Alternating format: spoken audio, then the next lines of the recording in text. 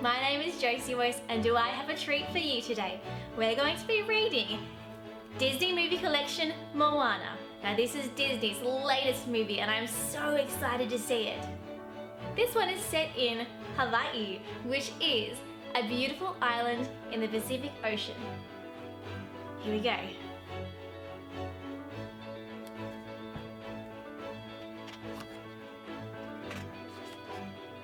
Moana was a little girl who lived with her family on the island of Motunui.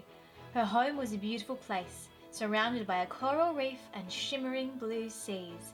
Her father, Tui, was chief of the island. Moana was destined to be chief too one day. Chief Tui cared very much about his people and made sure they were happy and safe. He didn't allow anyone to sail out beyond the coral reef, where it might be dangerous. After all, Motunui had everything the villagers needed. Who would want to leave? Moana's grandmother, Grandma Tala, liked to tell ancient tales to the children in the village. The other toddlers would sometimes become frightened, but Moana loved the stories. In the beginning, Grandma Tala said, there was only ocean until an island emerged, the mother island, Te Fiti. Her heart had the power to create life itself, and she shared it with the world. Grandma explained that some people wanted to take the heart and keep its power for themselves. One day, a demigod called Maui succeeded. He used his magical fishhook to steal the heart, and Te Fiti began to crumble. As Maui made off, he was confronted by a monster called Te Ka. The pair fought and the heart was dropped, lost in the sea. Not long afterwards, Moana was playing on the beach, her favorite place. She stepped out into the water and, amazingly, it rose up around her, creating a path out to the sea. Moana followed the path and spotted a little spiral stone in the water. She reached out and grasped it. Just then, Chief Tui came looking for his daughter. The sea quickly whisked Moana back to the shore. The toddler dropped the spiral stone on the sand as her father and her mother, Sina, took her back to the village. Moana would have spent every day by the sea if she could, dreaming of adventures on the waves. But her parents taught her that she belonged in the village with her people. The years passed, and Moana was very happy growing up in Motunui.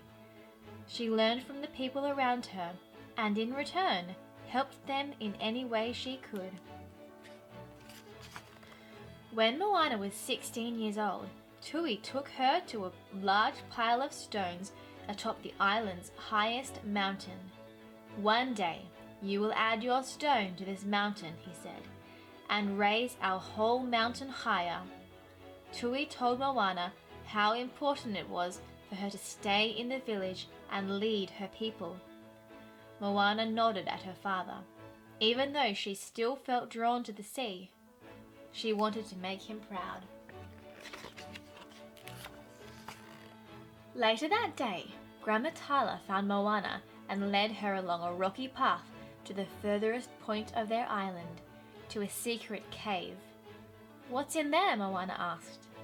The answer, Grandma Tala replied, to the question you keep asking yourself. Moana climbed inside the cave and gasped in amazement at what she saw. The huge cave was filled with sailing boats. Moana began beating a big drum on one of the boats, and something magical happened. In her mind, she could see her people's history. They had been great voyagers.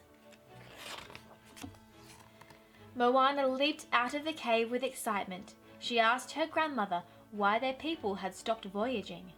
Grandma Tala explained that after Maui took the heart of Te Fiti, a darkness spread across the seas. The ancient chiefs had stopped Moana's people from sailing to keep them safe. Grandma Tala said that the darkness was starting to infect their island too. Their home was in danger, unless someone found Maui and took him to restore the heart of Te Fiti. Grandma took a spiral stone from her necklace. It was the one that Moana had found in the sea when she was little. It was the heart of Te Fiti. The ocean chose you, Grandma Tala told Moana. Now that Moana knew the truth, she wanted to help save the island. She ran to the village leaders. "We were voyagers," she cried. "We can voyage again." But Chief Tui quickly pulled Moana aside. He didn't believe that the spiral stone was the heart of Te Fiti, and he wanted his people to stay safe on the island. Tui threw the spiral stone to the ground.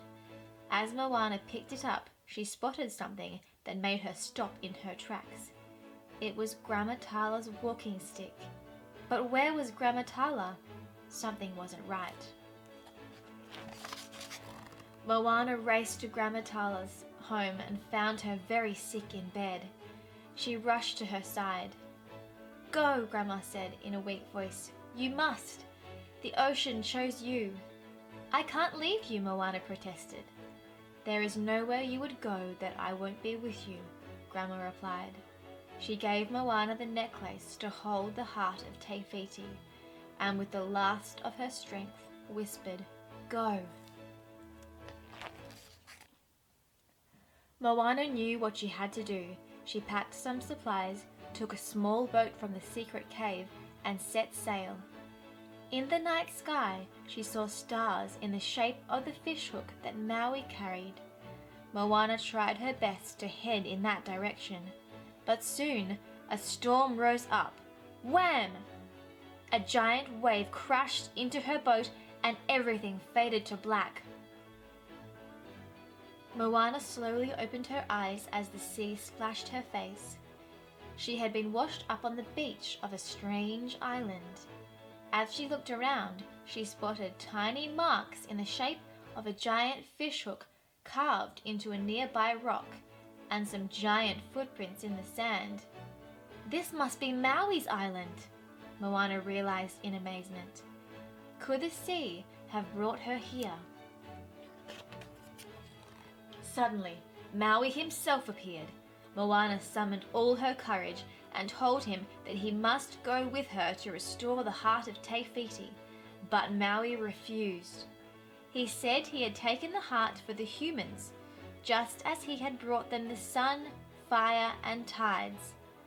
All he wanted was to get his magical fishhook back, which he'd lost in his battle with Te Kā all those years ago.